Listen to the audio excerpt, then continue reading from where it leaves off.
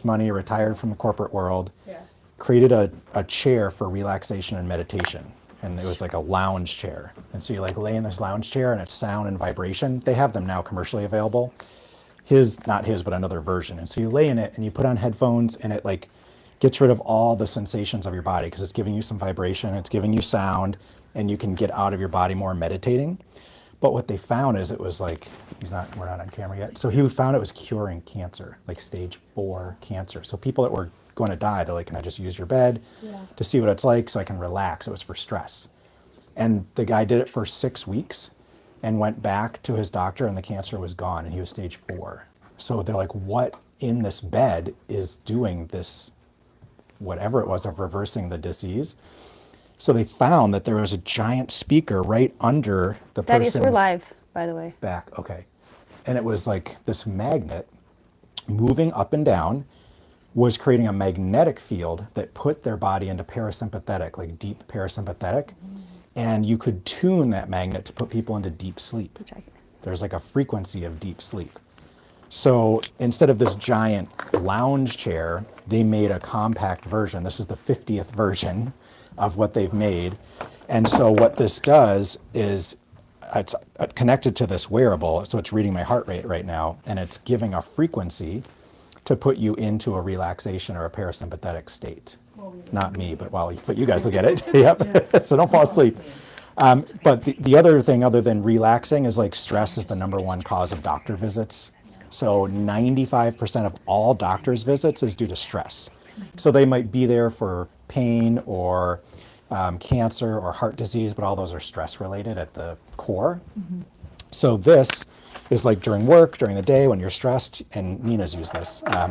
You can use it to de-stress or to meditate, but the big benefit is this wearable tracks your sleep. So we're talking about sleep tonight, which is why I've got this. We'll talk about this later, but essentially there's a lot of wearables like the Fitbit and Aura and Whoop that track your sleep. This, Which I have, yeah. What So do you okay. have, the Fitbit? Fitbit, Okay. yeah. so what, Cheapest to buy. yeah, and they're all fine. Yeah. None of them can do what this does because this guy, he not only did he invent Breathe Right, he invented the sleep lab studies that all the hospitals and schools use. He wrote the software for all that. That's crazy. So he created his own wearable, and it's the only wearable that has all these patents on it and can actually track your HRV, heart rate variability, which is how you track deep sleep and REM sleep. It's the only wearable that does it properly. None of the others on the market anywhere in the world can do it except the one he's got. And so not only is it tracking your sleep, but if this is under your bed, it will put you into deep sleep when your body requires it, or REM sleep when you need REM sleep. So a lot of people, as we age, we lose deep sleep. And what we're going to talk about today, we might as well talk about it now. And then we'll do intros, but there's 2 phases of sleep. Well, really, there's like infinite, but most people look at 2 stages, REM and deep. So deep sleep is where you rejuvenate your body. And it usually only occurs between 9 p.m. and 11 p.m. So if you're going to bed at midnight, you might not be getting any deep sleep. So that's where like night owls are like, oh, I wake up after 8 hours, I still feel groggy, but I have all this energy at night. If you're not getting deep sleep, which is usually 9 to 11, you don't rejuvenate. It's where your body does like a whole refresh and rejuvenation protocol. And then early in the morning from 3 a.m. to 6 a.m. is where you do REM sleep, or rapid eye movement, or dream sleep. And not a lot is known about REM or dream sleep, except that that's where we consolidate our memories. So if you're going to bed, like working 3rd shift and not going to bed and getting enough REM sleep, you have short-term memory loss or long-term memory loss because you're not consolidating that. And it's also where we refresh our psychological health. So all of our psychological and mental health occurs during that REM sleep. So I think they've studied like dementia and Alzheimer's, and that's what they're looking at for the deep sleep. So how much time do you need? That's a really good question. So they typically look like babies have about 90% of their time sleeping is deep sleep. They're like constantly growing and rejuvenating. And that should make sense. If you look at a 25-year-old, 21 to 25 years old, that's where they try to say is your ideal deep sleep for an adult. And typically they're getting an hour and a half to 2 hours of deep sleep a night. When you get to about age 50 and beyond, you might be getting 20 minutes of deep sleep, and when you get to about 60 to 70, you get almost no deep sleep at all. Now you can measure that with these devices or the Fitbit or the Oura to see if you are getting deep sleep. So like my mom gets an hour and a half to 2 hours of deep sleep and she's 73. Like, she's like, do I need this? And I said, no, you wouldn't need anything to help you with deep sleep because you're getting the deep sleep of a 20-year-old. So she wouldn't need any, she's doing great. And you look at people that have really good longevity, they're probably getting really high deep sleep scores so they can rejuvenate their body. It's the only time you can rejuvenate your body. Your brain shrinks by 40% when you sleep to allow the lymphatic system to pump cerebral spinal fluid in, and it pumps in melatonin specifically, which we'll talk about in our talk. And the melatonin kind of defrags the brain. It gets rid of all the plaques and the things that build up in the brain that are toxins. It washes all that out, but only when you're getting the deep sleep phase. So if you're not getting the deep sleep phase, that's why they say dementia and Alzheimer's can be related to How that. do you know without any? The only way to know is to do a sleep study or to track your sleep with a wearable. So like like an Oura ring or a Fitbit are $200 or less for tracking your sleep. How's it going? Hey, welcome. Come on and take a seat. We can move seats too if you want to sit next to each other. We can pull some chairs over there. It's very informal, so whatever you want to do. Sarah, right? Okay. Yeah, $80 for a Fitbit. So that's 80 not bucks, bad. or you can run a sleep study. So in the sleep studies, they use heart rate variability. So your heart rate doesn't just beat like a metronome. It beats like fast, then slow, then fast, and you want that variability. When your heart starts beating the same way all the time, like a drum or a metronome, you're gonna come down with some sort of disease, always. That's what the medical literature says every single time. They do not want steady state heart rate. You want variability in your heart rate. So you measure heart rate variability for overall health, but also to tell if you're in deep sleep or REM sleep. And it measures it with light. So the Fitbit, your Apple Watches, the Oura Rings, they're not as bright as this because this specific technology is the most high intense light you can use to measure a frequency-based heart rate variability, which is the most accurate. Any other device on the market, they can't get enough power to measure a frequency-based HRV, so they use time. It's kind of complicated, but essentially they're not that accurate. So you either have to, if you want really accurate numbers on deep sleep, you have to go to a hospital or a university and get a sleep study, or get one of these devices, which, you know. And the difference between the two you just explained, That one uses a time-based HRV, which is not that accurate. right? And this one's a frequency. So are they interchangeable? Like if I had one, he could use it, we could use it. You could. No, you You could. can? Mm-hmm. Oh, I thought you had to sync it. So what happens is you'll have your own software app. So on your phone, you have an app if you're talking about this technology. Oh, that's what I was wondering. I'm not trying to sell anyone this Is technology. are you saying this for the Fitbit and the Soltech, or is it? I'm just saying that I don't know those other devices, Okay. but the Oura works the same. Cross with it because it's Like the Oura is just a ring. This is not my Oura ring because I don't wear mine anymore, but anyone can wear it. But it's the app that stores the data for you. This personalizes to you and your sleep. So this is generic, that is generic, but the app on your phone tells it what your sleep looks like and how to give you the best sleep for you. So could you both share it? Yes, but you wouldn't both be able to use it the same night if you're sharing one. But you could totally share one and then check. Like we could let you borrow one and you could see what your deep sleep is over a week if somebody's willing to part with their sleep device. So maybe we could probably do that and you could kind of tell where you're at. So deep sleep, super important. You have to get it for brain health and to rejuvenate the body. And then REM sleep, really important for memory consolidation and then psychological refreshment. So people who aren't sleeping, you know, you're going to be more stressed. You're going to be like, your mind is not as clear. Although I find like on day one of not enough sleep, I feel really good, but it's day two where I'm kind of a mess. So let's do intros. Well, that's the dream, and we did ask Dan, the Soltech guy, about dreams. So that'll be. Are you? Do you have to go soon, or are you here? 20. Okay. Maybe catch you up later. Yeah. We'll do intros. So I'm Thaddeus Owen, and we've been giving these talks since almost 2018, but not consistently. So we've been all over the country giving lectures and talks, and we're trying to do at least once a month, a free masterclass or some sort of class here on sleep, light, cold, nutrition, fitness, whatever it is. And Travis, Dr. Travis Johnson, this is his space, so he graciously allows us to use this to hold these classes. So thank you, Travis. And then Heidi. I'm a health and wellness coach. I'm actually a frequency coach. And I've been working with clients lately and just having some really good results of people feeling better, feeling more higher frequency, and enjoying their life, actually. So that's kind of what I'm here for. And I'm here to like assist Thaddeus with some of the lectures. Sometimes he gets really like elevated in his talking. So I'm always like, wait, what does that mean? How, like, tell us the foundation of what you're talking about. So I'll be reeling him in every now and then. So we had a company called PrimalHacker where we talked about biohacking, but more ancestral and nature-based biohacks. And now we're starting a brand new podcast called Corporate Escape Artists for people that hate their corporate jobs and want to leave. And kind of our bent on that is how to escape corporate without leaving your job or without quitting your job. And we're going to kind of go through a whole podcast and a training course on that. So that podcast launches next month. But today we're talking about sleep. And if anyone has not read this book, it's from 1999. It's T.S. Wiley.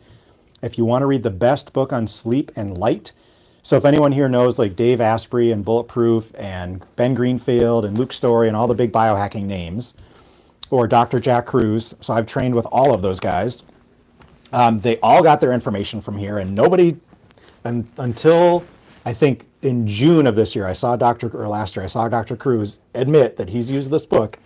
This book was talking about light and sleep before anyone else in the entire US. And it is really easy to read, and it's actually kind of a fun read. So I'm just gonna read you 2 quotes from the book before we get started, because I thought this just, I literally have like every page in this book like highlighted and underlined because it's so good. So the woman who wrote it is a medical anthropologist. And so she did a lot of research on light and sleep and then wrote this book, and it's really good. So first of all, she says, not enough sleep makes you fat, hungry, impotent, hypertensive, and cancerous with a bad heart. I was like, oh, that's a good quote. I should use that. So then she's looking at the research studies, which I'm going to show you some of these because some people are like, well, how do you know this stuff is real? How come no one's ever heard about it? And she addresses why no one's ever heard about it in 1999 when we knew all this stuff. And it's still only in this little niche of like sleep doctors and the biohacking space. So she says, we could have called this book Lose Weight While You Sleep, but it seemed too cheap and easy. We almost called it Kept in the Dark after we found exactly where all the studies proving the premise of this book were conducted in Washington, D.C., no less than at the National Institute of Health. And they confirm that it's a scientific given that light and dark cycles turn hormone production on and off. So people are talking about, hey, Jeff, what's going on? Good to see you. You're going to be right in the front row. You're going to get some benefit from this. Okay, so we know a lot of people that have like, I have poor thyroid function, or my thyroid is underactive or overactive or whatever it is. And then people that have all sorts of other hormone problems, and sleep turns those hormones on and off, as does light, or all sorts of light. It activates your immune system, and it times neurotransmitter release daily and seasonally. This is what I think almost no one is talking about, except in my book that I wrote on seasonal effectiveness of how light actually works. So I'm just going to read this short quote and then we'll go on. So,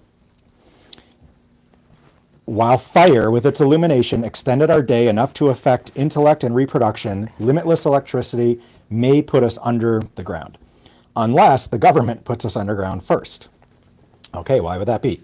If the NIH, National Institute of Health, has run most of the studies that provide evidence that depression, obesity, heart disease, and cancer can be prevented by sleeping more and turning out the lights at night, why have they kept us in the dark? Why do they continue to insist high carbohydrate diets and exercise will cure us? Are they really trying to kill us? The truth is always stranger than fiction. Scientists with the MacArthur Mind-Body Foundation, the University of Chicago, NASA, and the National Institute of Health and the National Institute of Mental Health in Washington, D.C. have been studying this for the last 10 years. Remember, this is 1999. Now it's the last 30 years. So they came to the same conclusion that we have researched in this book. As you read this, they too are proving that we are seasonal eaters. So again, that's what my book is about, is how to eat seasonally, not just locally. We're seasonal eaters and breeders. If you notice, there's no other mammals that have babies in the middle of winter when there's not water and food available except us, because they base it on the light. And they also change their coats, they gain fat, all based on light cycles through the eye that set their hormones, which is the same thing happening to us, except we're under artificial lights that never change. Okay, so we have a feast-famine metabolism, and we develop diabetes, heart disease, cancer, and severe depression on anything less than 9.5 hours of sleep at night for at least 7 months of the year. So I really love the premise of like, you don't have to sleep 8 hours a day. In the summer, you might need 5 hours of sleep, and in the winter, you might need 10.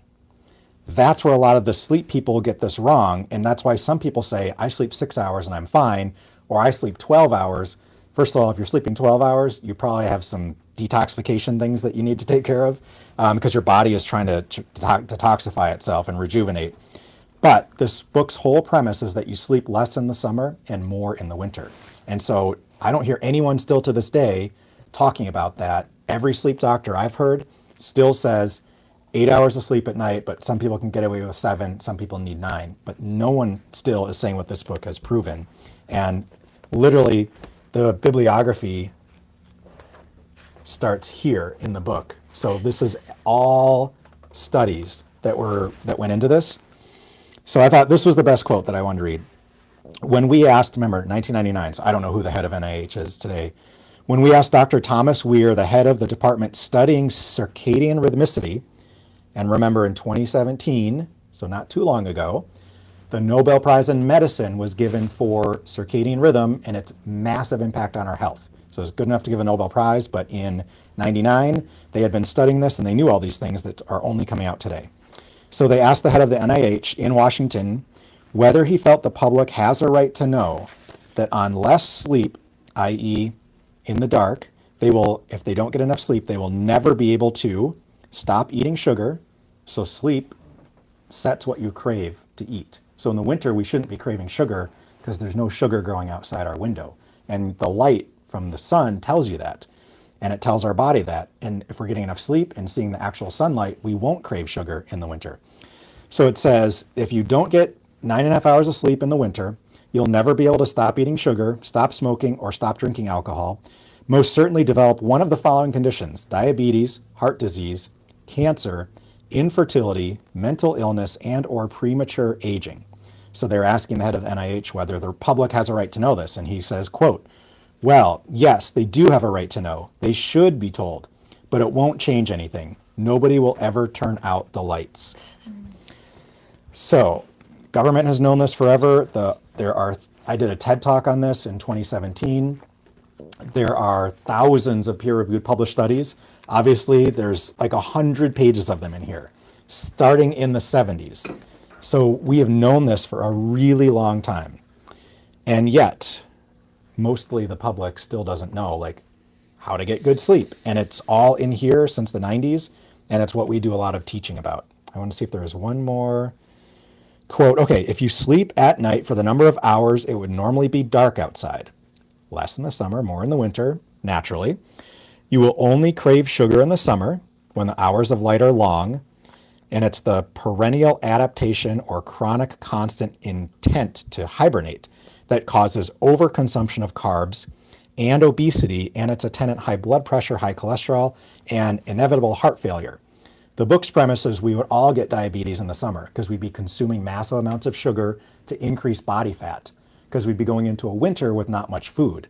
So body fat, when it's burned, if you're burning your own body fat because you're fasting or you're only eating protein and fat, you're burning body fat, and body fat, when it burns, creates metabolic water in the body. So actually, when you're burning your own body fat, you need to drink a lot less water.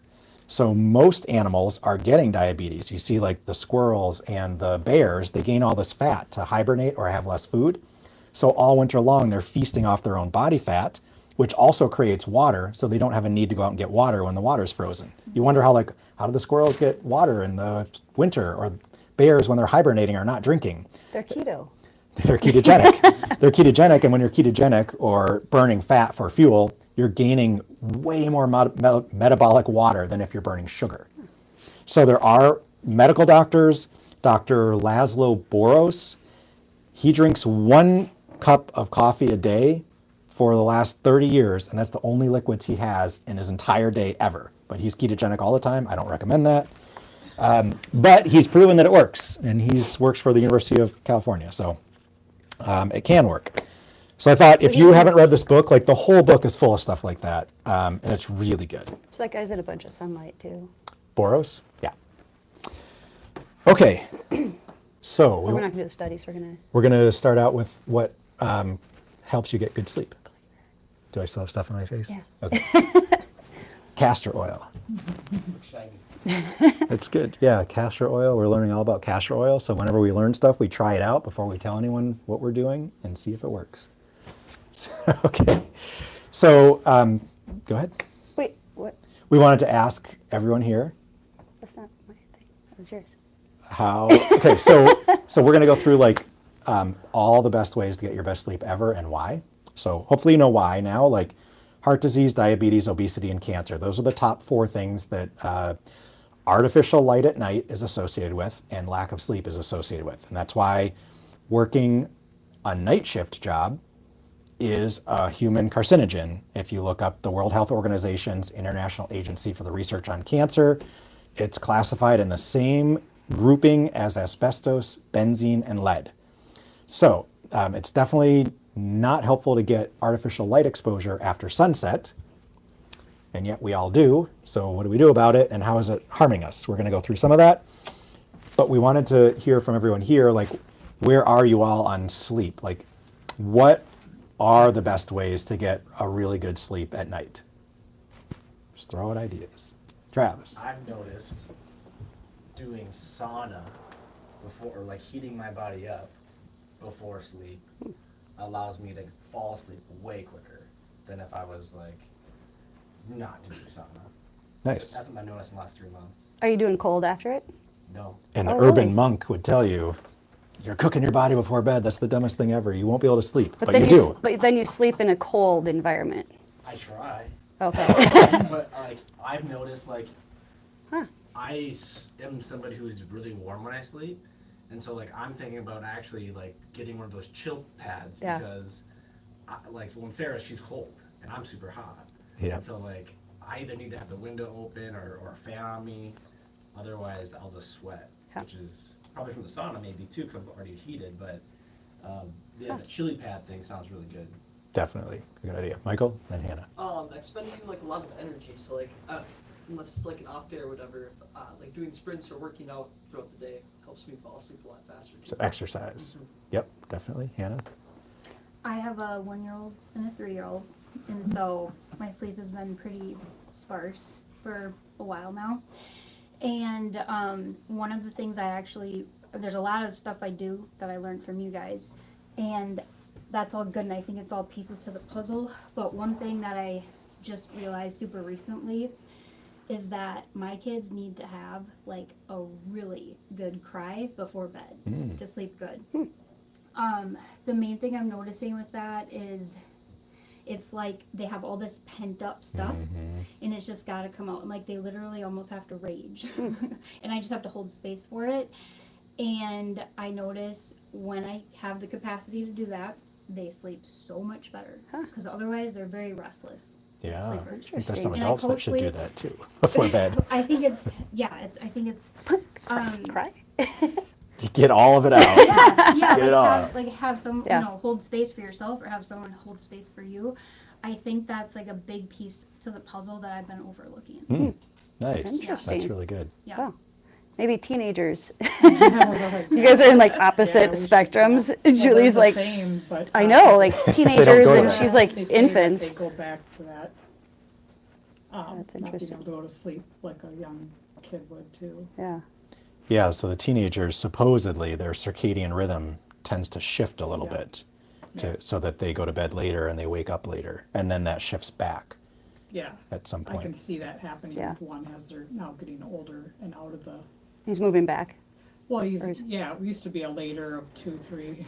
Now it's more like 12, 1. I mean, my it's gosh. not the best or ideal. It's better. But he does, I bought my whole family those glasses. So I said, if you can't shut off stuff, at least put the glasses Yeah, on. definitely. Because it's better than not. And then I've changed all my lights to like the amber. I don't have the red lights. I have them in rooms, but like the kids, I don't know why they said they don't like them. Yeah, it's different. It's different, but so you can see the lights in this space Yeah. have film. So there's like this film you can buy. Yeah. And this is pretty much, I mean, this is True Dark film and it's made specifically to cover lights, but honestly, it's just the 3M headlight film or tail light film that they use to cover a broken tail light. But that's what's positioned. So these are fluorescent lights, and Travis is, obviously doesn't own this space, so he can't just Yeah. swap out the ballasts. But these lights, they both flicker. They have mercury in them, and they have we're going to show you in a minute, the light that emits from these. So we have some spectrometer readings of like what light comes out of here. And when you're under these lights all day long, number one, it's not natural. Number two, it jacks your cortisol. They flicker without your eye noticing, but your brain notices. And some people get migraines working under fluorescent lights. So putting the films on help with all of those things, except for the mercury part, because usually fluorescents are filled with mercury. And as they light, they resonate the mercury. So the mercury is now vibrating. When anything vibrates, it gives off a resonant frequency. And so then you resonate with the mercury in your fillings and the rest of your body, and it's not ideal. So fluorescent lighting in general is not the greatest. These tubes are way better than the fluorescents you would use at home. Those are the worst. So if you have compact fluorescents at home, I would recommend getting anything other than those. They're just awful lights that should be banned. Okay, so we got some ideas on sleep. So we're going to address all of those and more. Should we go through the sleep hygiene now? Okay, yeah. So really the number one thing that everyone needs to do to sleep better is literally just called sleep hygiene. And it starts when you wake up in the morning, unfortunately. So everyone's like, well, why would I want to be practicing falling asleep when I wake up in the morning? We'll go through that. And it ends when you close your eyes. Yep, that's the first one. So from the moment you wake up, you are preparing for bed. And so that is going to tell us why we wake up, waking up 7 days a week at the same time. So you're waking up and then 14 hours later is when the melatonin is like kicking in. So they say being consistent with your bedtime, waking up at the same time, and then going to bed at the same time. So your body, like it's a clock. So it just keeps moving, in that 14-hour sleep-wake cycle. So that just will explain why that is. So number one, melatonin. If you don't know what that is, it's a hormone called the hormone of darkness because it is built in your body, programmed by sunlight. It's built from an amino acid from the protein we eat. So we eat some protein, it breaks it down to amino acid. It turns that amino acid, tryptophan, into serotonin. So a lot of people have heard about like serotonin reuptake inhibitors. You want serotonin, it comes from tryptophan. The sunlight programs the food you're eating to become those hormones later in the day. So again, when we wake up and we're only under these lights, we're programming our hormones with an artificial light that's giving our body the wrong information. All light is just information. So first of all, we're programming the amino acids to become serotonin, which is like a feel-good chemical. Serotonin then starts to build up and it gets stored in the pineal, in the gut, and in other tissues of the body. So after the sun sets, when your eyes experience darkness, all that melatonin that's being converted from serotonin releases. And that's what cleans your brain. It's the body's master anti-cancer hormone. It sets what you're hungry for the next day, and it determines whether you're gaining fat or losing fat. Because if the sun is looking like it's fall, it's signaling to your body to store a bunch of fat if you're eating carbohydrates. And if it looks like it's winter, it's telling your body to burn fat. But again, only if you're outside seeing natural sunlight and not under artificial lights all day long. So the melatonin is super important. And what happens is from the second we open our eyes and see light, melatonin is shut off. So blue frequency of light, all these lights from every one of our devices, I guess my phone's over there, I'm on the tripod, all of our devices, all these overhead lights have high spikes of blue light. And blue light shuts off melatonin. It stops it from being released and it increases cortisol because you want to be awake and alert during the day. And during the day, when the sun rises, we see blue light, blue sky. And at night, for all of human history, there's never been any blue light. The stars, the moon, and firelight have almost zero blue light. So if we're seeing blue light after sunset, any of these devices, your overhead lights, your bathroom light, it turns off your melatonin for up to 4 hours. And if you only sleep for 8 hours, you're losing half the night's rejuvenation hormone. So we can pass this around, but essentially, like, this is what daylight looks like. And you can see there's a bunch of blue, there's a bunch of red, and this dark one is infrared.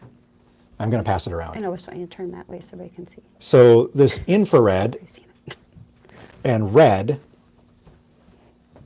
is very different from our indoor lighting. So here's what we're sitting under right now. If it was a warm fluorescent, thanks to these lights, it's a little shifted even more with the filters on it. Most LEDs from our phones, our televisions, our tablets, your overhead lights, your refrigerator light, every light we use today is basically an LED. And thank you, Philips, for telling everyone you invented the LED and charging everyone money every time you sell an LED now. So I don't know if you guys saw that, but Philips claims they invented the LED technology, and anyone who sells an LED light anywhere in the world owes Philips money now. So that was awesome. That just started occurring. I know my company just got sued to start giving them money. The company you work for. Yeah. Not our company. Well, we sell Can I lights ask a too. question Oh, on yeah. LED? If you use red LED, Yeah. is it different? That's what I'm going to show you here. Okay. Yep. That's why Yeah, I'm that's kind what I of was wondering confused too. with. This is just like a regular So LED. most LEDs have a giant spike of blue. So remember, after sunset, if you see this blue, you would have never seen this through all of human history. We have receptors in our eye called melanopsin that read blue light. And when they read the blue light at night, it shuts off melatonin and increases cortisol, which is a stress hormone. Almost all lights have this giant spike of blue, almost zero red, and absolutely no infrared. Infrared is the antidote to blue. If there's no infrared, we're spiking blue in the eye, which creates macular degeneration with no antidote to it. So incandescent bulbs, they look a lot more like this is sunset, this is daytime. Sunset, we're getting almost no blue at sunset, lots of infrared and red, and that's what an incandescent mimics. So incandescents are better, but they still reduce melatonin by 40% after sunset. And then obviously these fluorescents are crap because they've got a super weird frequency to them. And incandescents are illegal to buy now? Incandescents are illegal to be manufactured and sold in the US. There's places to get them, but they have pretty much only made LEDs available now in the US. And of course, Philips claims they invented them and own that technology. So everyone in the world that buys these now is paying a fee to Philips, which is crazy. What's on the back side of that? Why is the other light, why can't we buy that in the US? Can you buy it in other countries or? The Yes. incandescent? I thought I could still see them on Amazon. Yeah, they're coming from China. So you can still get them shipped. In California, you can't even ship them. Oh, But we can still get them shipped if you buy them from Amazon for a short time. Amazon's cracking down on all that. sure.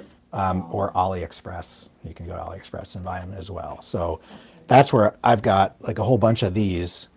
These are incandescents, no coating. You don't want the white coatings on your incandescents. And it's nice sometimes to get an amber coating on them. This just is a clear coating. And then, this is your typical LED. And I was going to swap these out. You can kind of see this is a red coated incandescent. You can get a red LED as well. Is that the party bulb? It is a party bulb. And then this is can you throw this one in here? Yeah. So this is what we travel with. And this is red and infrared, 660 nanometer. So it just replaces your bulbs, but it's pure red. So these bulbs, like some people, they don't want to use red light at night because it looks kind of weird, right? I don't mind it. It's different. It takes getting used to. It will not destroy your melatonin. All these others will, except for that red one here. But there's something else you can do without changing your lighting, which we'll go through. And most people already know what that is. That one that you have plugged in. So you this can little- pass that Corn around. cob. This is Gemba Red. So GembaRed.com, they sell these. That's where I got two of them. They're like $30 for these. Do you want to keep talking about light, or do you want to go on to the next thing? We'll go back to light with the Okay, studies. Yeah. That's what I figured. All right. Oh, so wait. So as soon as you open your eyes, you destroy your melatonin, and it's not going to be reproduced for 14 hours, assuming you turn out the lights after those 14 hours. So if you open your eyes at 6 a.m. on weekdays, and on the weekend you get up at 10 a.m., That means on Monday, you wouldn't have produced your melatonin because you have 14 hours before you start producing melatonin again. So it's 10 a.m. plus 14 hours. That's like almost midnight, Ask my dad, essentially. he's the math wizard. Right? But essentially, like, so you go to bed, you're like, hey, it's Sunday night. I got up late, but I'm going to go to bed early because I have work the next day. But you lost half your melatonin because it's not going to get produced because you got up so late on Sunday. So I'm not a huge advocate for like saying you have to go to bed and get up at the exact same time every single day because it just is never going to happen. But the sleep doctors do say that. They're like 7 days a week for the rest of your life. Go to bed at the same time and get up at the same time because otherwise your melatonin gets messed up and people come to them. I mean, obviously sleep doctors see a lot of people that have major problems. So they really have to get them on a consistent schedule. But if you have sleep issues or you wake up after 8 hours and you still feel kind of tired, these are things you could try just to see if they're working for you. So consistent bedtime and waking up. All right, so the next thing is a much more controversial aspect, and so caffeine. Some people are like, oh, caffeine, coffee, it's all good for you. Some people are like, oh, like studies show you should never have caffeine, but most people have like normally a cup of coffee. Or 10. During the day, but that is going to explain what the half-life of the coffee and how can it affect your sleep. So hopefully you paid attention last month when we said that if you're buying your coffee out there in a cup filled with PFAS and bisphenol A with fluoridated and chlorinated water, and it's the number 3 top pesticided crop in the world, and drinking that, all bets are off. But if you're drinking coffee from home or you know it's a clean source and your water is pure, then what's the problem? So 1 cup is probably not a big deal. And what the sleep doctors are showing is that when we make energy in our body from our mitochondria, it's called ATP. That's like the energy we make. And ATP, when you use it, you have to rest. You have to take in some food to make more ATP and take a rest or sleep. And in order for your body to know that you need to do that, that used ATP, the one that doesn't have any energy left, docks into a little station and tells your body you need to rest and recharge your energy.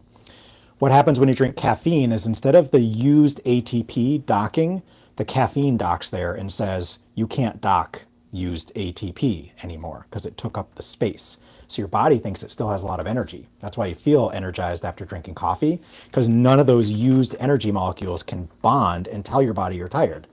So you're actually putting yourself in an energy deficit. And when you wake up the next day, because none of those things could dock and get refreshed, now you need more coffee because you feel more tired. And then that cycle keeps repeating.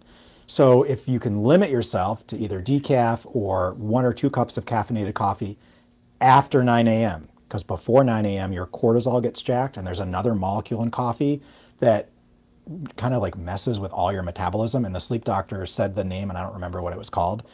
But if you wait till after 9 and you stop before noon, then that window, supposedly you're totally fine and you can put all your caffeine within there. That's the half-life thing. Can you go into Caffeine has a half-life of, is it 8 or 12 hours? What did I write down? It is 4. Wait, I thought it was 4 to.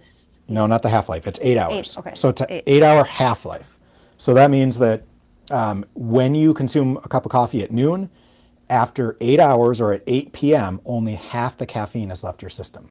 So you still have half that caffeine kind of like making you not so sleepy. So again, if you're having issues sleeping, look at the caffeine. If you sleep fine with it, it might not be a big deal. So timing is everything.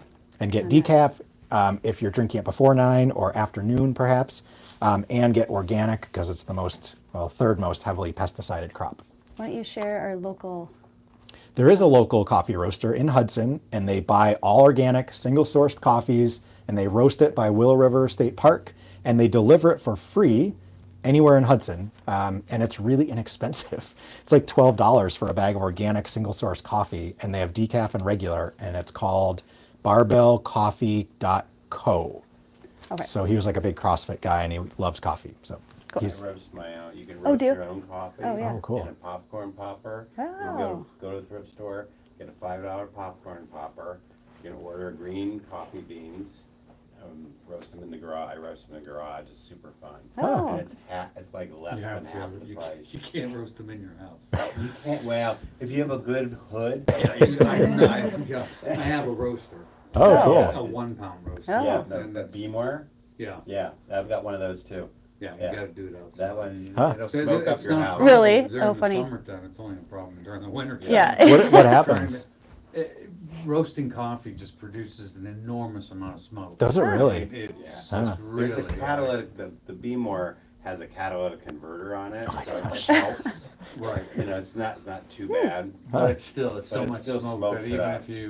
even if you do it in your garage, you gotta leave like a door open. Wow. Yeah, I go to the Crazy. garage And it looks and like it from the smells. outside your house is on fire. It smells Even for a good. pound of Smells coffee? great though, that's, yeah, that's, I've had fresh, I mean, like the local guys that roast it, they'll roast it and bring it to you like the hour after they roast it. It's so good. But fresh roasted Yeah. coffee, you can't It's beat so it. well, good. it's, Yeah. yeah, it's, not to get into too much more nature, but you should, it's best after about a day or two. Yeah, Oh, let interesting. it, You let it should degas. rest, not Huh. just try Yeah. to drink it right after you roast it.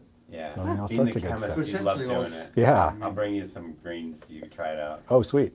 Yeah. Sweet Maria's. Yeah, Sweet Sweet Maria's Maria's. is a site on, that you can get organic, single, Oh, fair cool. trade and all the, whatever you want. They Sweet. source them from all over the world and you can get all kinds of stuff. Yeah, most of the green beans cost somewhere, I don't know, I haven't bought them lately because there's actually a coffee roaster in Spring Valley where I work. Oh, cool. But I'm not sure what I know that it's just a couple, I don't know if they're really focused. They do focus on fair trade, so I assume it's but it still may not be organic. Yeah. Yeah, the problem with pesticides is. Yeah. Yeah, but you can ubiquitous. order organic from. But yeah, it's in most cases, it's the green coffee beans are about half the price of roasted coffee, but you only get about 12 ounces of beans out of every pound that you start with. Okay. Right, Because essentially what you're doing is you're moisture control. driving all the moisture. Oh, Yeah, sure. But it's Yeah. still way cheaper. Like, Yeah. You can get it between like $6 and $8 a pound for That's pretty greens, good. Wow. But it's really good It stuff. makes a difference. Yeah, I gotta go back to that because I got Nice. lazy and started buying it. Yeah. And it just is, yeah, when I roast my own beans, get, organic, good quality organic beans and roast them myself and drink the coffee, I don't get any of the kind of negative side effects. Yeah. Because I drink too much coffee. Yeah. No, I used to drink like 3 or 4 cups.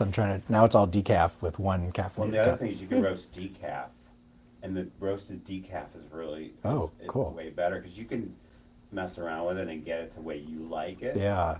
And Yeah, then it turns out, that caffeine's the only soluble. yeah, and if you it's water roast soluble. Yeah. if you roast decaf, it doesn't smoke very much. Hmm.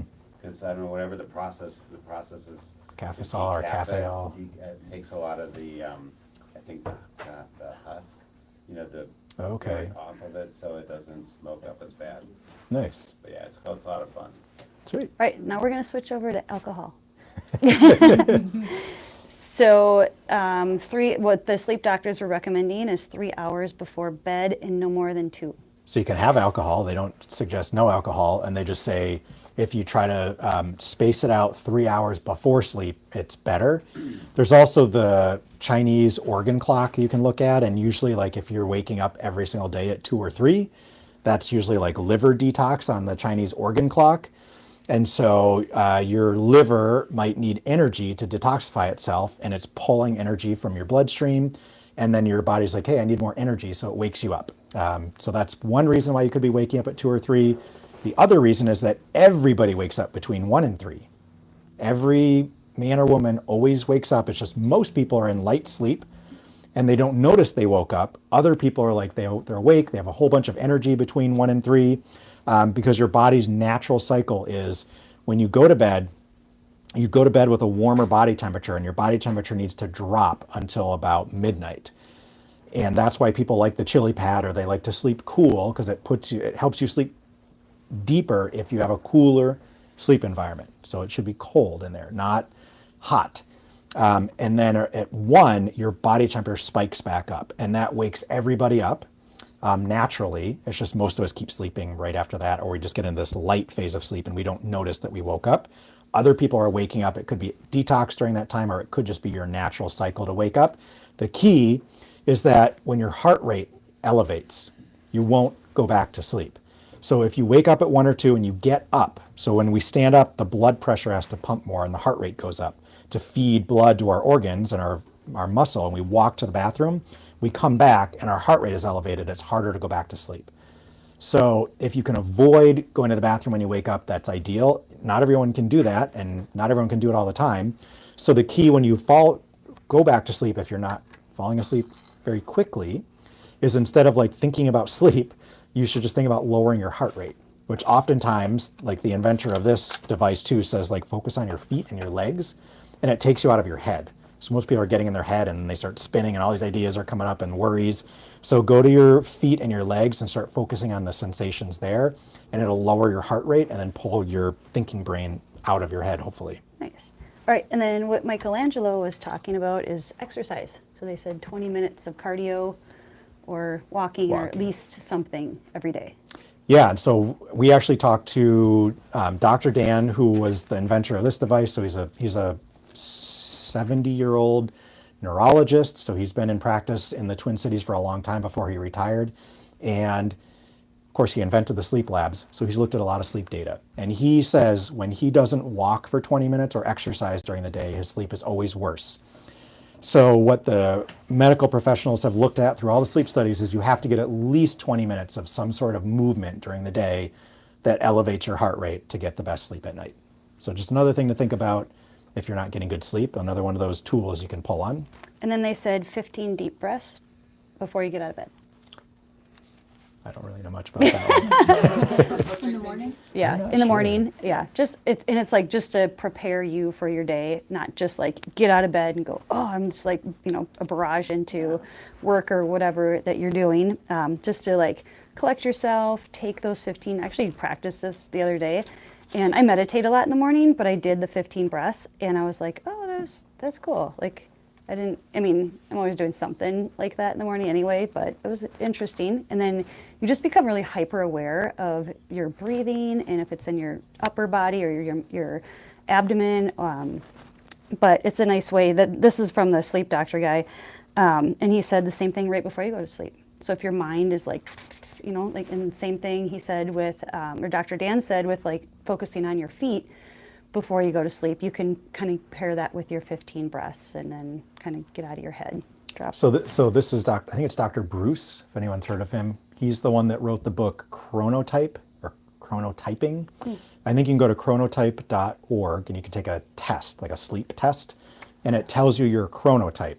So he says, I can tell you what time you should be going to sleep and waking up every day based on this quiz.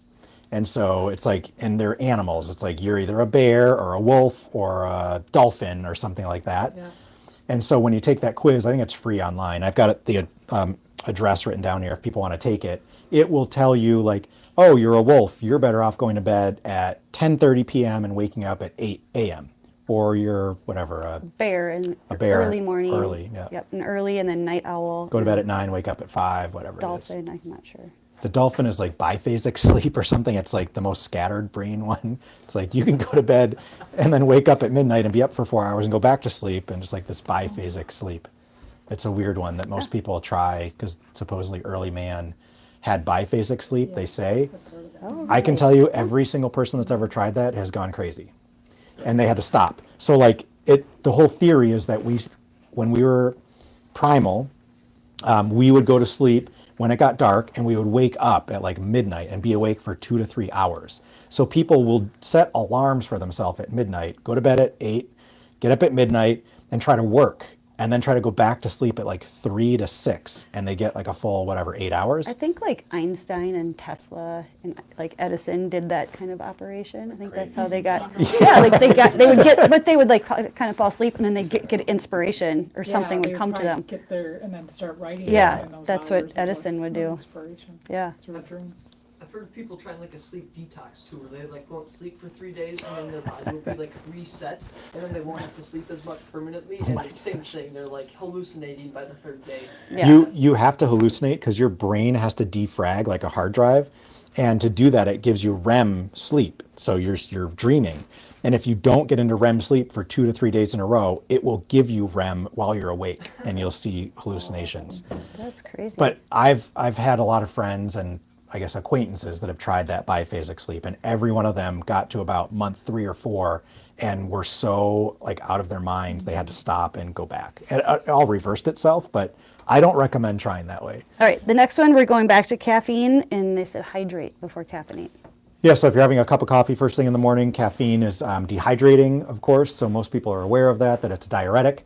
So hydration is not just drinking a cup of water, because water just by itself, you'll notice like if you go out and drink, I challenge anyone to try this, like go out and drink like 3 cups of water and you'll probably have to go to the bathroom like right away. If you drink 2 giant cups of water or even 3 with some salt in it, you won't have to go to the bathroom right away. It's a huge noticeable difference. And that little bit of salt helps the cells hydrate way more effectively than pure water with no salt in it.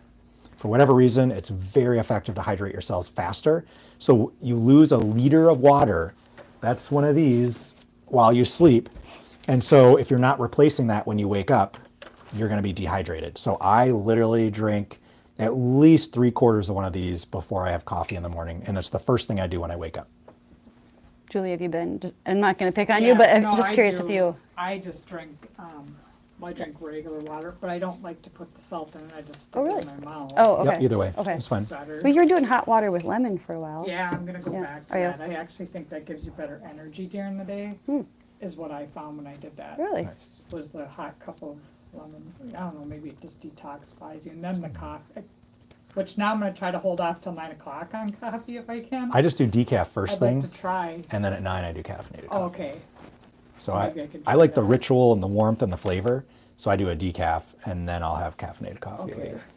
What do you know about like drinking water that's gone through the water softener and the salt that's in the water softener? I would say that salt is rock salt. It's not sea salt typically. Right. And that rock salt has been processed and bleached. And so typically that salt is not usable. It's an inorganic version of salt. And supposedly organic versions of salt connected to like an amino acid or other organic molecules are more bioavailable to your body.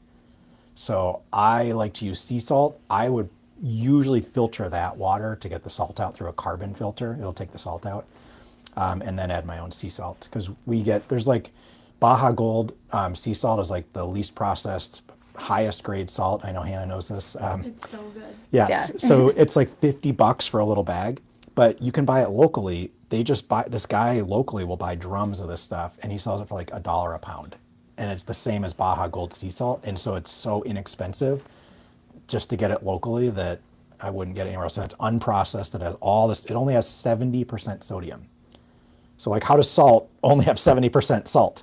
It's because the rest of it is magnesium, potassium, and like all this other stuff. So that salt has like a lot more minerals for your body And as it well. has a 8 pH. A pH of 8.13, And like Redmond's is- real salt has, which is it's basic. acidic. So it's Oh, alkaline salt, and Yeah. a lot of the salts like that are acidic. So if you measure the pH of your water, it's probably gonna be like 5 or 6, and you really want the pH to be 7.8 or higher. Are you saying Celtic salt has a 70%? It's actually Baja Gold. I think it's from Mexico. There's like this pristine part of the Mexico The Sea of Cortez. Sea of Cortez, yeah. But if I had to pick any salt, I'd use that. And if I had to choose the salt at the store, it'd be Celtic sea salt. It's the next best one. Okay. Yep. The Celtic same- is perfect to use. But the same with French gray salt, and the reason All it's good. gray is because all the trace minerals in it. Any sea salt, as long as it's not refined, is what you want. Yep. Yeah. You just don't want rock salt, because salt from a rock, Himalayan salt, is not the same biochemically in your body as salt from the sea, or salt from a plant, or salt from an animal. There's a company called Saltworks. You can order, they're like a huge distributor of salt. And you can order like 5-pound bags of, and they have zillions of different, and larger quantities of zillions of different kinds of salt. Oh, cool. And it's wholesale. I usually get like this big thing of it and just have a bucket Oh, nice. of like. I'll have to look really that up. kosher Saltworks. salt. Yeah. Saltworks, yeah. We'll have to do that for our ferments too, for kosher salt. Oh, yeah. All right, so sauna is what Travis was saying, but these guys are saying sauna first half of the day and then cold before bed. So because your body is supposed to drop in body temperature after you go to bed, they say don't get hot before bed. But honestly, if you take a hot bath or a hot sauna and then you allow your body to start cooling before you get in bed, it's on a cooling trajectory. So I think that's totally fine. I don't necessarily agree. And I wanted to say, like, the sleep hygiene thing is really like making your bedroom cold, quiet, and dark. So like any lights, blinking lights, charging lights, your smoke alarm light, night lights, like all of those things, they did a study and they showed with a night light plugged in, and they used women in this study, women gained enough weight to be obese that had night lights versus women with no lights on in their bedroom. Literally just a night light plugged in. The other study showed that mice, given 12 hours of light and 12 hours of darkness, were normal weight. They were fed the same amount of food and exercised the same amount as the other group of mice. The other group of mice, instead of 12 hours of light and 12 hours of dark, 24 hours of light. Same food in, same amount of exercise. So calories in, same, calories out, same. The mice with the 24 hours of light were obese, and the mice with 12 hours of darkness were normal weight. So that tells you that if you put the same amount of calories in and exercise the same, if you're standing under light all day long, that's not natural sunlight, you can gain weight just from the light itself, not necessarily from the food. And most people have no idea that light can actually make you gain weight. Yes. I have one of those like clip lights from BioHacking that's red. If my toddler likes to have that on in the night, is that gonna be problematic? No, that's fine. Okay. So what we did in our kids' room is we took a salt rock lamp and put a red light in the salt rock lamp and left that on all night, and that does not disrupt your melatonin, and if the light is low enough, it won't disrupt circadian rhythm. So these won't disrupt circadian rhythm. Like if we turn the light on in here, Travis's panel light, that will disrupt circadian rhythm. It won't shift melatonin, but it will disrupt circadian rhythm. So I think it's the middle of the day or something. because of the brightness of it. Yep. Okay. But a dull red light, totally fine for night. So yes, you can use some light. And I just want to go with the light because I don't know that we come back to it in there. The next one is the morning sunlight, Perfect. So which is cool that the hygiene doctors are talking about it even. Yeah, most sleep doctors don't talk about morning sunlight, but we know that if you get outside at dawn, you get better sleep that night. And if you take insomniacs and you take them camping, because they've done this study 4 times now, they took insomniacs out of the city, they brought them camping, and within 2 days, all of them were sleeping after sunset just fine and waking up at sunrise, because you start syncing to the circadian rhythm, which is the light and dark cycles of the earth. But we're under artificial lights. So if you see sunrise in the morning, what is it doing? It's telling your body what time of day and time of year it is. It's setting your circadian rhythm for the whole day. It's starting to program the amino acids or the proteins in your body to become the right hormones. So you're programming tyrosine, which is a cyclical amino acid. They're just like in a circle. It's actually like a hexagon. So tyrosine is an essential amino acid, and so is tryptophan, and they're circles, and they trap photons in that circle. They're called cyclical photonic light traps. And that light provides information to those. So tyrosine becomes thyroid hormone later in the day. So if you're programming your thyroid hormone from artificial light, you can get metabolic chaos. So these are just a number of studies. I just pulled like a random from 2017 to 2024. And this is just a random sampling from the National Library of Medicine, National Institute of Health. Light at night in older age is associated with obesity, diabetes, and hypertension. So light at night, they abbreviate it LAN or ALAN, artificial light at night, is associated with negative health consequences. It's pretty clear. Habitual light at night, who doesn't turn on the lights at night, so it's pretty habitual, in older age is associated with obesity, diabetes, and hypertension. Okay, that's one. Association between light at night, melatonin secretion, sleep deprivation, and the internal clock. We set our internal clock through the suprachiasmatic nucleus. It's in our brain near the pineal. And we set that with light through the eye, and that's when we release our melatonin. So it says, exposure to artificial light at night results in disruption of the circadian rhythm, which is harmful to health. Blue light hazard. So this article is about an organic LED. This is a regular LED, but they're starting to make organic LEDs you're all going to see. Organic LEDs are flexible, so you can embed them into like your clothing and have like active camouflage that the military already has. So an organic LED, I think on the sheet I showed some organic LEDs, and you can make organic LEDs look like whatever you want, when regular LEDs you can't. So they know there's a concept called the blue light hazard, because it's harmful to our eyes, these LEDs. And if you Google the American Medical Association, they wrote a warning letter to all Americans that the blue lights or the LED lights being used were harmful to Americans' health. That was like a mainstream medical association. So there's a blue light hazard, and these organic LEDs are supposed to help get rid of the blue light hazard. So they don't tell you that these lights are hazardous, but in the literature they tell you that there's a blue light hazard, and it says exposure to blue light may damage the retina and suppress melatonin at night. So we haven't even talked about looking and staring at a computer all day and working under these lights damages your eye and causes macular degeneration. So these guys are like, we're creating an organic light emitting diode with candlelight emissions to overcome this hazard. Okay, well, I just admit that it's a hazard. Effects of artificial light at night on human health. And so this is, again, exposure to artificial light during the nighttime suppresses melatonin and increases sleep deficiency. Circadian rhythm disrupted by light at night, and mistimed food intake alters your hormone rhythms and your metabolism. So this is showing you light at night and eating after dark. Also bad, your cells are sleeping after dark, just like you should be. They don't want to take in a bunch of nutrition after dark. So we should not be eating once it gets dark. What happens at 4 o'clock in the winter? I don't eat after dark, so I eat at 3 p.m., but not everyone's going to do that. So you can figure it out, whatever works best for you. And then light at night, disrupted circadian rhythms alter physiology and psychology or behavior.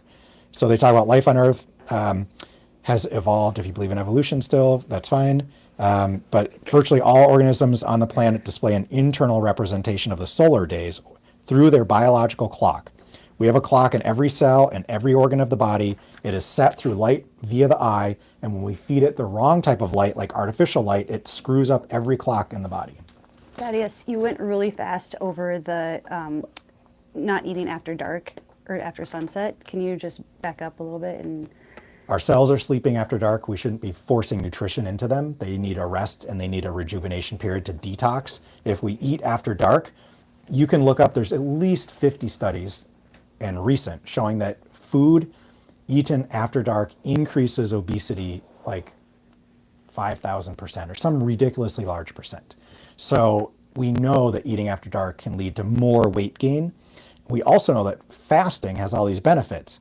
So instead of fasting in the morning, when your cortisol is already high, you make it higher when you do an intermittent fast in the morning. A lot of people are switching their intermittent fast to night. So they'll finish eating their last meal of the day at 2 or 3 or 4 p.m. and not eat again the next day till 7 or 8 a.m. So you get to eat 3 meals a day, but you just don't eat closer to dinner, which also sounds like breakfast like a king, lunch like a queen. lunch, okay, and then dinner like a pauper, whatever. So like there's maybe some ancient practices that thought about that too. So what is the recommended time of exposure to the morning sun, or Within 30 minutes of sunrise, and it's what do I this mean the length? it's quantum. So light is quantum. A tiny bit of exposure has a massive benefit. So if you can only get 2 minutes, that's good. Ideally would be 5 minutes minimum and up to 30 minutes. And you want to do it within 30 minutes of sunrise. There's no ultraviolet light at sunrise. So when the sun rises, within 30 minutes of sunrise, there's no UV. So you can't make vitamin D, you can't liberate nitric oxide, but you also don't need. Sunrise, is that like when the rays start coming before the sun does come up? Or is it Yeah. after the sun starts coming up and you see? red. When you see it, that's not the best indication, because most people, other than like where you live, we can't see the sun rise or set. So we might say like when I can see the sun, it's 8 a.m. But when this actual sunrise happened was 6:30 a.m. So you just look on your phone, it'll tell you a sunrise time. Oh, Yeah, it'll tell you. Whatever the phone says is the time of sunrise, that's when you want to be out within 30 minutes. Because once it makes it above the trees or above your neighbor's home, yeah. it could have UV in it, and UV shuts off your hormone production. So infrared and red light boost your hormone production. Your thyroid hormone, your serotonin, all these are created at morning sunlight only. And once you see, so this is if you wake up at 10 a.m. and you see the sun, it's too late. The UV shuts off your hormone production, your testosterone, your estrogen, all that stops until night when it turns all of it back on Wait with a the minute, darkness. there's no UV in the atmosphere right now. There's no UVB. Oh, There's UVA, okay. but only a little bit. Okay. So does that go true with sunset too then? Yep. Sunset, there's no UV. So then you So you want to, if you go can, out, you look at it at Yep. sunset. if Yeah. you can. Sunrise is the most important, and then sunset would be the next. If you can get it, it's ideal to see sunset also. And it'll cure a sunburn too. So if you're sunburned, the sun cures the sun. So UV causes the sunburn, infrared cures it. So there's no UV at sunset. So go get sunset for infrared to help cure your sunburn. And clothes and glasses will like deter that, right? Like you can't wear glasses to absorb that sunlight. No glasses, contacts, or sunglasses when you're getting the morning sunlight. You got to put them down here so the sun kind of goes in. And So then waking up yeah. before the sun, because I work before the sun. So you want them down here. We wear the glasses. So Because I'm on a computer before the sun comes up. right. So what do you do about light if you need to be up past sunset, which all of us do right now, or wake up before sunrise? And it's more important at night because that's going to destroy your sleep if you see lights. So in order to not change out all the lights in your home and never look at a device again, you can wear blue light blocking glasses. And that's why they're called blue light blocking. They block the frequency of light that stops melatonin from being released. And the reason that these are created is because the University of, Rensselaer Polytechnic Institute, RPI, in New York, did a number of studies on wearing blue light blockers and testing blood and saliva melatonin all night on students that were up all night studying. So they would test melatonin and they found the melatonin was destroyed with the fluorescents and the LEDs. But if they this is what they actually used in the study. They used, these are called UVEX Skyper safety glasses, and they're really sweet looking. So everyone wants to wear these at night. But this is what they used in the study. And they showed when these were worn, the melatonin level peaked and it stayed up. And when they took these off, the melatonin crashed. So what they did is they took these lenses and they embedded them into nicer looking glasses, essentially. So like you can buy these all over the place. You can probably find some on Amazon that are so-so. There's other companies that sell these. But essentially all these companies, they're like, hey, here's an invention. We're going to take these and make them look really nice, but use the same lenses. And that's all those lenses are all the same. So if you see blue light blocking companies and you're like, why does this pair cost $200 and this pair cost $60? There is no difference. They all do the same thing. They all get their lenses from the same place and they all block the same amount of light. When I first met Thaddeus, he was wearing those, and I was like, what are you doing? It was before they had good pairs, really. So in the morning though, you're saying we don't need it as necessary as nighttime. It's Correct. Like, I feel like when I put them on my cheater glasses because I have the clip. But sometimes I just feel like it's so dark, like I'm trying to work and it's just not as. Yeah, because you want to wake up too. I have a mean, screen filter. I personally, that too. I still wear mine even in the morning, but I have a filter. They're free. It's called Flux, Flux, Flux. JustGetFlux.com. I think It's free. Free. Okay. Yeah. Excuse me, and it takes out the blue light from your screen. Not all of it. It but enough. changes with the. Yeah, that's what I was just thinking. 'Cause Yeah. I think it's too much. Yeah. Just use And I Flux. haven't even seen the sun come up because Yeah. it's before it. And in the morning, you Shaky. want your cortisol to start raising, so it's okay. It's just what I want is I don't want to move my cortisol too high in the morning. I'm already kind of Okay. stressed, and I already start my day at like 6 with meetings. Okay. So I like to see the sun rise before I take my glasses off. But the number one time when you really want to get the right light is before bed. Okay. Yeah. I think it'd be interesting, since we have my mom here, to talk about the horse and the light and the pregnancy thing for fertility. So yeah, because we talked about seasons, right? So when you look at these lights from the sun, both of these are the sun at different times of the day. I could show you the sun at different times of the year, and every one will look different. So what happens when we use LEDs inside? That spectrum never, ever changes. It's always the same spectrum. And yet, if we were outdoors, we would see a change from morning to night and from winter to fall and fall to spring. It always changes, and it's all information that our body is reading. So just like you can send a text from your phone to someone else's phone, like it's going invisibly through the air, but it's this packet of information that's being read by the antenna on somebody else's phone. The same thing from the sun. It's a packet of information that our bodies are reading to stay optimally healthy, except we've come inside, we've covered up when we're outside, we're wearing sunglasses now, and we see artificial light. So we're getting these weird signals to our body, and we wonder why modern man has more disease than other people. So the sun is the only thing that animals are reading to gain a winter coat that changes colors, or to stop reproducing when it's winter because they're going to be hibernating. But I think you were saying that you used light. But we just used regular light, which, Yeah. But back then it would have been halogen or incandescent. do you remember the kind? Yeah, I suppose, because that was, It wouldn't have been LED. the So So it was probably one of those farm lights, right? With the, was it a heat lamp too? No, Those are mercury vapor, those big farm lights. are they? no, it Wasn't like that. No. or a sodium.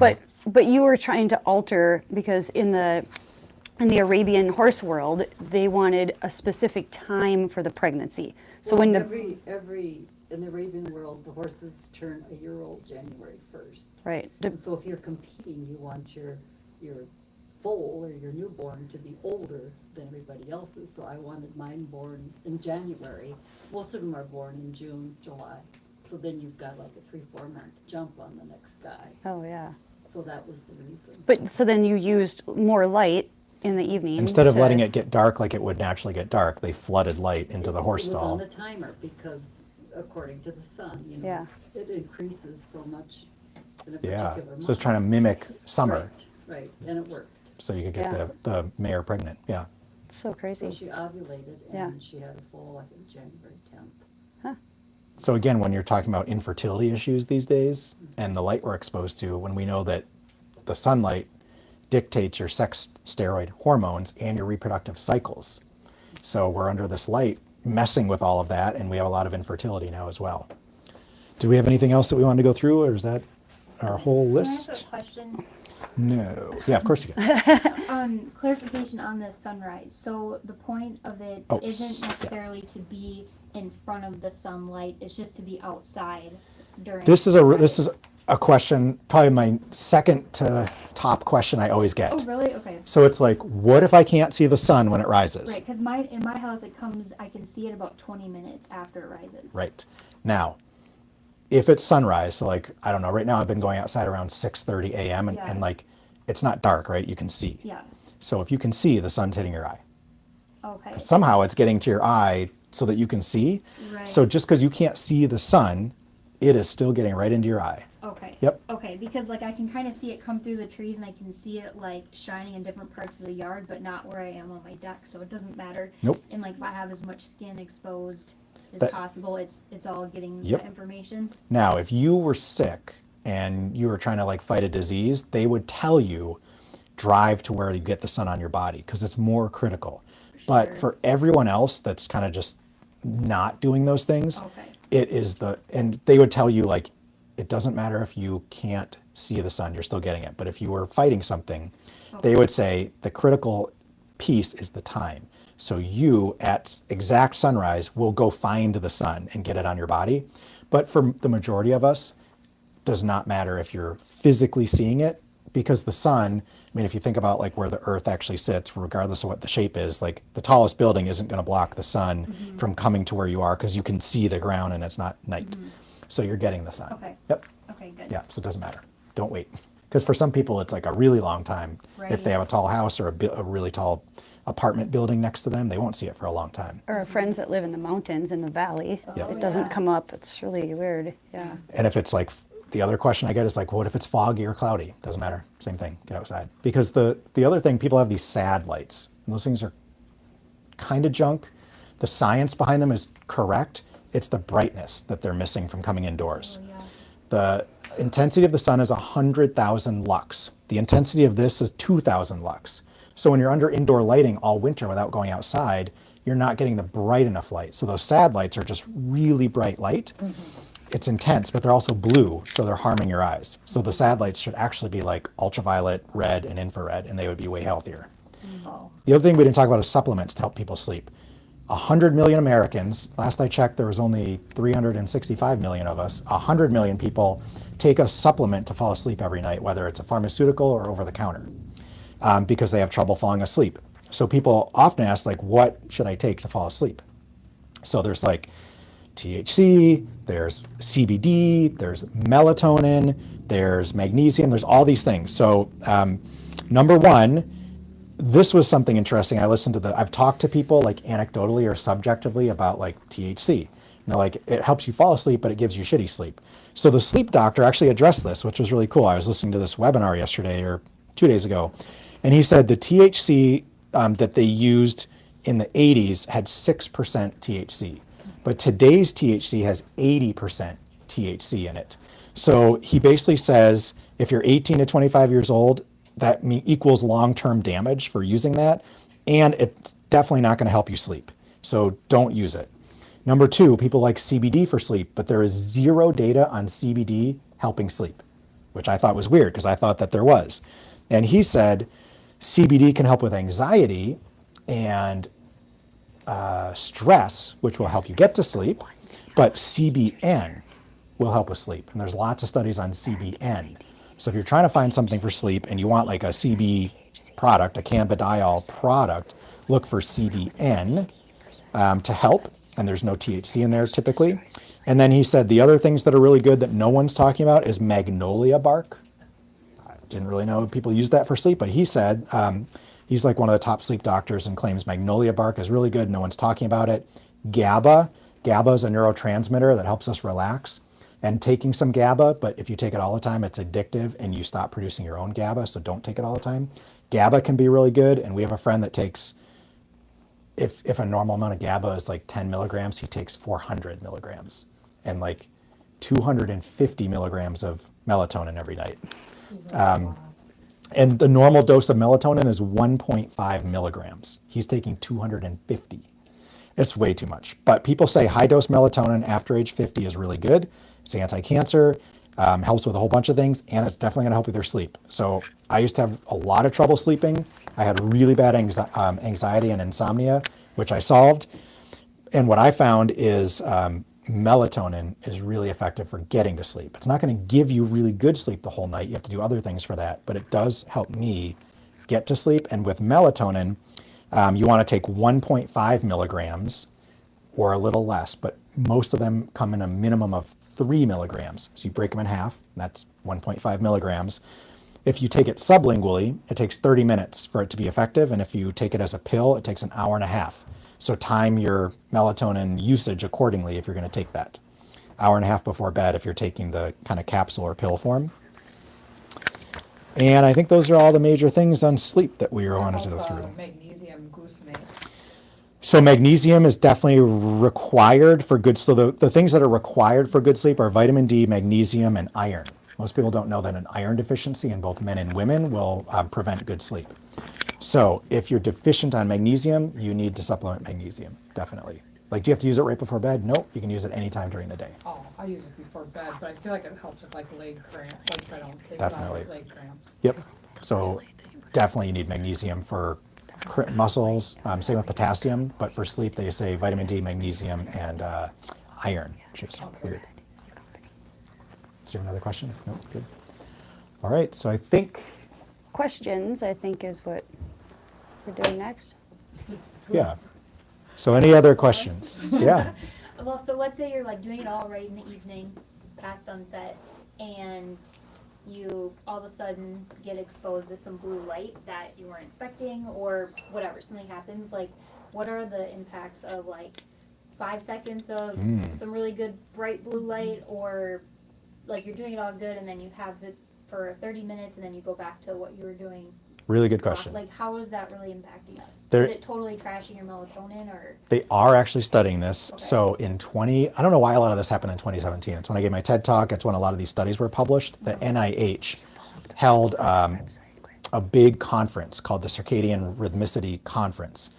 and they had researchers from all over the world, and you can still find it. If you go to NIH Circadian Rhythm Conference, you can find all the papers that were presented at that conference. They're all free and publicly available. They were studying like how much time and how intense does the light have to be. So it depends on the light intensity, the color, and how long. Yep. So like a phone that's really bright, 10 seconds.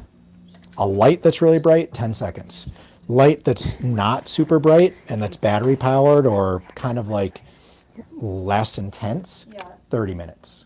Okay. But what happens when you go back? So about like 30 seconds to 2 minutes with a normal LED light destroys your melatonin for 4 hours. So you can go back to doing all the stuff right from then on, but you lost half your night's melatonin. So it's not ideal to get that light exposure, but it happens. So the less, the better. And the more intense the light, the worse it's going to stop that process because it looks more like it's noon. So often, like we're turning these lights on all the time, and our body keeps thinking like it's noon, it's noon, it's noon, it's noon, and it just keeps our hormones pegged because it thinks it's noon and it thinks it's summer. And so people are like, why are my hormones trashed? Well, it's because they never turn off. And so you've got to turn your hormones off so they can regenerate and have some sort of downtime. Otherwise, they just get trashed and you don't produce enough because you overworked them. Thaddeus, can you speak into like the overhead light too, and then the keeping lights low? Because that might be really helpful to your family and like little ones at night to keep the low. For whatever reason, the way the eyes are set up, we expect light to come from above. So overhead light is more impactful for poor sleep and melatonin destruction than light lower. So like lamps, the people we know that are like the light gurus, they all have lamps and no overhead lights at night. So they set up lamps because light coming from below doesn't destroy melatonin nearly as effectively as from above. So that's another good thing to know if you're just trying to set up a space for your bedroom. I mean, really what we say is like, we have red lights throughout our whole house because we're experimenting, we're trying this stuff and trying to figure out what works and what doesn't. But it's really your bedroom. You want your bedroom set up for sleep. So like you don't want blaring, crazy overhead lights. Now you might need those at some point during the day or to clean or to see stuff once in a while, but your normal bed, kind of like sleeping area, should be lamps with really low light or red light. We only use these in our bedroom at night to like get around, to read, to go to the bathroom. When we get up and go to the bathroom, we just bring these with us. We bring these to the hotels. It's plenty of light. You can, I mean, legit, you can put this on the sink and take a shower in a hotel bathroom and not have any lights on. They're bright enough to do that without, and the hotel lights are the worst of the worst. So in your bedroom, it's like keeping these things low or on the ground in like a kid's bedroom, like a Himalayan salt rock lamp, and keeping the light dimmer and as red. Now you can get LED lights that are a specific color temperature. So like this light is probably 5,000 Kelvin and it's probably pretty bright white. But if you bought an LED, and I've got one at home and it's really kind of nice. Yeah, that is crazy. I don't even want to keep that in. This is 5,000 Kelvin, all right? So when you get an LED light that's 16 or 1800 Kelvin, they're all on the specs for any light you buy. 1600 Kelvin is going to look more like this one was looking. So if you got an LED light and it had like this amber coating and it's 1600 Kelvin, those are actually pretty good at night. Like they do better than even an incandescent light in terms of soft, kind of like, I guess what you call soft tone, like amber lighting. I think they say like 2800, like in the interior design world, is like, that's like soft, warm light, like for living. But if you go to 5,000 K, like that's for a like a lab. It's like super That's what crazy. most, I don't know, men usually. Men like to see things really well, and they like a lot of bright light, so they don't like, so they can see really well at night. So I notice, like, if men do the lighting, they do these crazy white lights, and you can see when you walk, if people walk around their neighborhoods anymore. When I walk around the neighborhood, and Heidi and I do, we'll see like these bright industrial, like laboratory lights in people's homes, and we're like, how can you live under those? It's so crazy. Or the cool, I mean, they're cool lights too, and people, like, you don't even think about it, right? There's until, so much blue you know. coming off of there. It just destroys your melatonin, and it's not very pleasant. It's actually very stressful to live under those. So, I mean, this is what we lived under since 1910. It's like the incandescent, and it's not perfect, but it's way better than what we're using today. What about orange, like I put orange night lights instead of the red, because the red sometimes, it's harder to see. It's like Yeah. you said, if you put those glasses on, try to walk down your stairs, you might not make it down. The red ones for sure. Yeah, The so amber, it's the same with but the red light, I feel like it's sometimes kind of harder for me it to is, see. can be. So I used orange. That's great. So what most people do that have a good setup that I'd like to mimic, is they'll take a salt rock lamp and put an incandescent bulb in it, and they have found like that doesn't destroy melatonin. Okay. The salt rocks, and that's more orangey. Yeah, okay. So yellow, orange, all those colors won't destroy melatonin. It's only green and blue.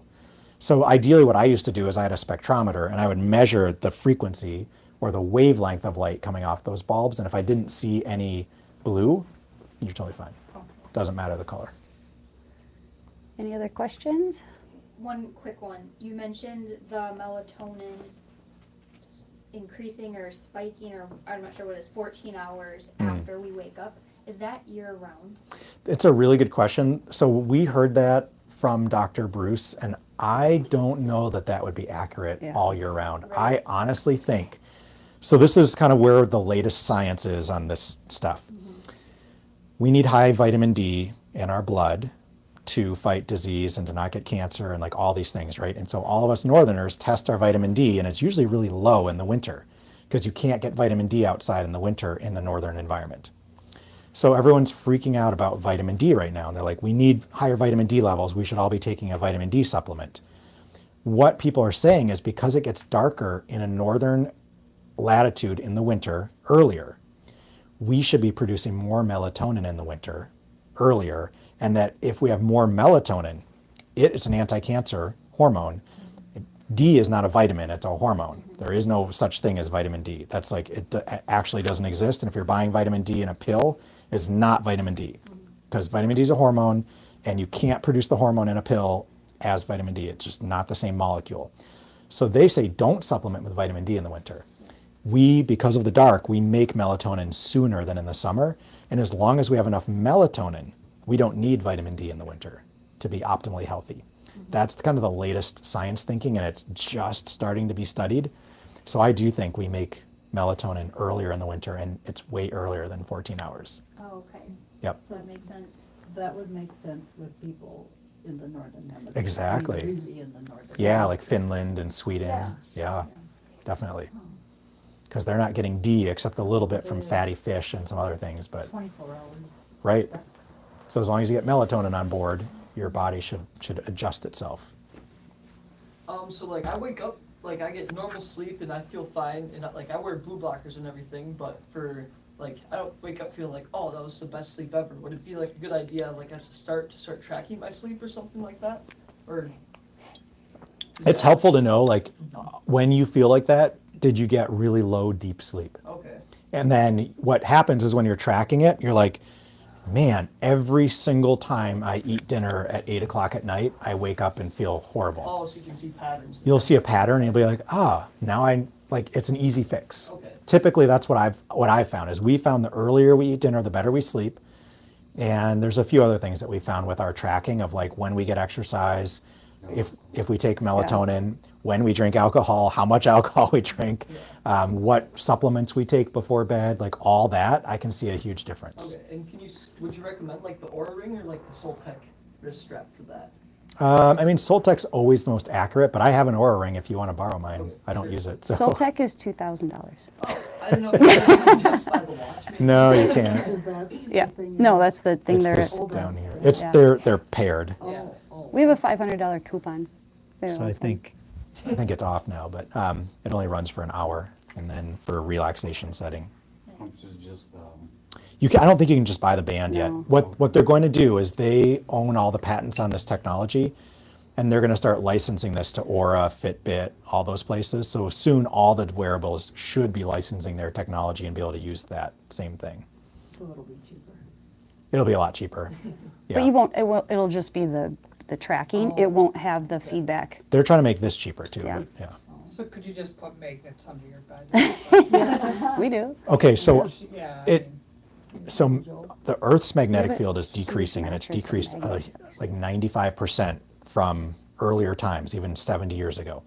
So we sleep with a static magnet under our bed, but these are two counter-rotating magnets in a metal tube, and they produce a frequency that's like literally 0.6. A magnet under your bed is a static field. Okay. It's always the same. It's like 20 Gauss. But these are producing a frequency that's moving. That frequency is what puts you into the deep sleep, because they know if you give someone 0.6 hertz, you'll go into deep sleep. And if you give them like 0.8 hertz, they'll go into REM sleep. So they actually change the frequency based on when your body needs it, and a standing magnet couldn't get you those frequencies. That sucks, they're so expensive. They'll hopefully come You down. just plug that in your bedroom and let it be? Or- So it's plugged in, and it's under my bed by my feet. I mean, You have to this- start. This thing here. Yep. Yeah. So it's under my bed where my You feet don't are. touch it, do you? Nope. Nope. It's a 4-foot radius that it produces a field. So the field radius is 4 feet. It's under my bed by my feet, so I'm laying down. I put on the wearable. I go to my phone and I hit sleep. And then I put my phone in airplane mode. I throw my phone in a Faraday cage. It's not by my bed anymore. And then this is talking to the wearable, and the wearable is saying, you need to relax. Here's a relaxing frequency. Your body's ready to go into deep sleep. Let's give you the deep sleep frequency to make your deep sleep longer. You don't see that though. It just. It automatically does all that. Correct. Yeah. It's the only feedback technology It's the only On the feedback market. wearable. on the market. For Everything sleep. else just tracks what you're doing. Yeah, This one but gives this you one- real-time feedback all night. Did you have a question, cool. Mark? No, I just, more kind of a general comment. So for a long time, I've been trying to work around the fasting, working it into my schedule. I'm still work at a executive position, which is kind of, real stressful and stuff like that, but, it's, what I've been finding is that it is kind of figured out not eating at least a few hours before I go to sleep was helpful. But, and I have been noticing lately though that I was doing okay with like a 16-hour, 16-8 schedule. Yeah. But then I had some medical issues that I had to deal with in December that were really severe, and kind of everything just kind of got off track. And ever since I came back and recovered from that, it's like I'm trying to stick to the same schedule, but I wake up I as soon as I get to work at like 7:30, 8 o'clock in the morning, I'm just gotta start eating. Yeah. And it's just, I feel like I can't, So- and I just keep eating until I'm just like completely stuffed, and then I usually don't eat much for the rest of the day, but it's kind of thrown my whole schedule off. So it might throw off your schedule, and it depends on who you kind of listen to. So like Dr. Sean O'Mara, local medical doctor, also really big into physical composition and health. He only works with executives. He's really big on visceral fat though. So he's like, you need to be fasting 3 days every month and intermittent fasting in the morning. I don't agree with that. So typically, especially for someone like you, your cortisol is higher in the morning. Our brain, based on the sun, is saying when we see the sun, that's when we should be eating. So when the sun's up, your body is getting a signal to eat. Well, let me give you the rest of that, then I can get this all fit together. Okay. So my routine is I typically go to bed around 9, okay, because that's when I do, like, I go to sleep like almost instantaneously, even though I've had a lot of problems with compression in the neck for a long time. So, but I figured out how I can sleep so that doesn't bother me. But I go to sleep like instantaneously, Nice. and I wake up a few hours later, and I'm not totally, like I'm not up ready to go do anything, but I generally do I'm awake for a while. Yep. And then I go back. But the other part of my routine is, for a long time, is that I wake up at 5 a.m. And that's just kind of my normal wake up time. So I have my exercise equipment set up so that it comes on at that point in time. So that's a little bit of white light and or blue light in the room. But I also have a red therapy light that Nice.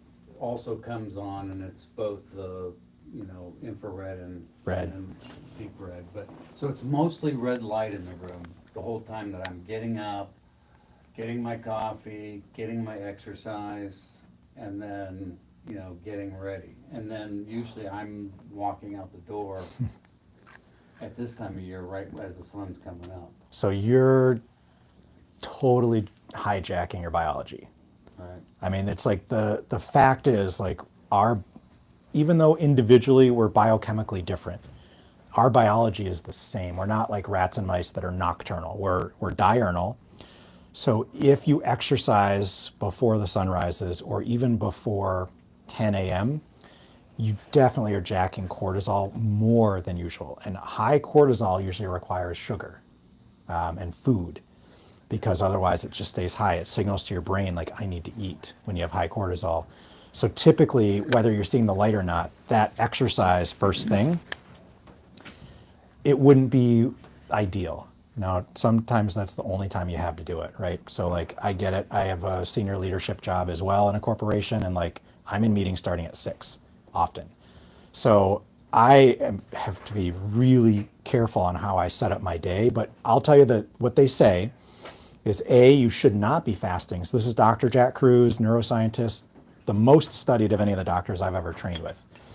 He claims we shouldn't fast in the morning till we reset leptin. It's one of the hormones, like ghrelin and leptin are the hunger and one of the stimulant hormones. But basically, once you've reset leptin, you can fast a little more. Your body would be used to it. But his claim is eat in the morning, fast more at night.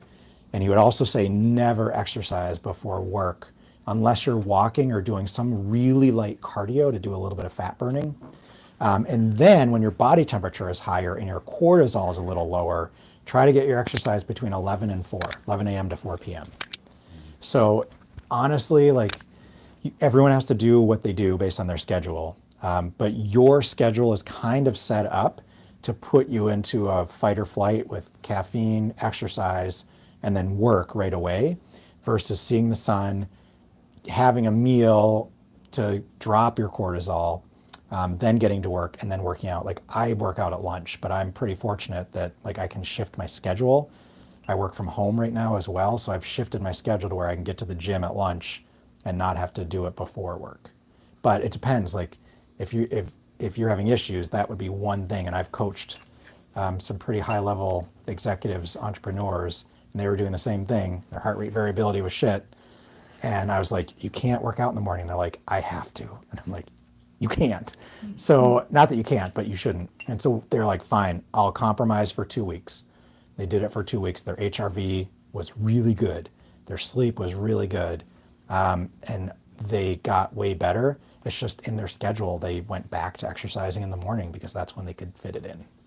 Well, there's only, for somebody like me, there's only two choices. Either do it first thing in the morning or After they work. do it after work. I was gonna Yeah. ask, what And would after be work better? is really, has always been problematic. Yeah, after work. So they say exercise up till about 6 p.m. is okay. So like the true ideal time is 4 p.m. to 6 p.m. Your body temperature is the highest, and that's typically when you should be, they say, when you should be working out from a circadian standpoint. I can't make that window myself with my kids and after school activities and whatever. So I have to shift mine between 11 a.m. and 12. And that's my compromise, but it's better than what I used to do, which is get to the gym. I used to train jujitsu, 5 a.m. class, and I ended up getting ocular migraines from working out so early. Plus I was getting choked a lot. And then I wasn't getting enough blood flow to my eye, and I started getting these ocular migraines, which are like lightning bolts in my eye that I was seeing, and it was bizarre. And the eye doctor was like, whatever you're doing, like your eyes are fine, but there's not enough blood flow to your eyes. And it was the early morning exercise was too much cortisol, and then getting choked out in class was probably not a good idea either, first thing in the morning. Thaddeus, But I had to shift it. Dr. Sean would probably say like you take a lunch break, right? And so you can sprint, So- and you don't have to do this hard, because I used to have a client that did a ton of cardio, or CrossFit at 5 a.m., and she trashed her hormones. Like, she was getting up at 5 a.m. every morning, CrossFit, like crazy exercising for 2 hours.